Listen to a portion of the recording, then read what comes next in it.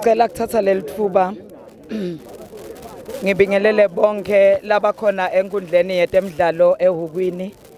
Ngibonge leli thuba lelihle kangaka. Ngingumhlonishwa wakaHhohho.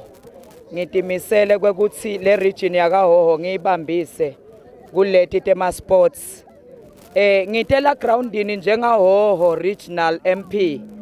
Ngitele kutawuhlomelisa nganasi sipho lenginaso seljezi kule team lewinile. Ngiyambonga ke uNkulunkulu kakhulu kwekuthi labanengi balabantwana lengibawinisa namuhla injabulo isetulu. Ngicela kubonga kakhulu kusponsor lo sponsorishe lo mdlalo. Sibonge nemhlonishwa lovule leli thuba ukuthi lo mdlalo ube khona.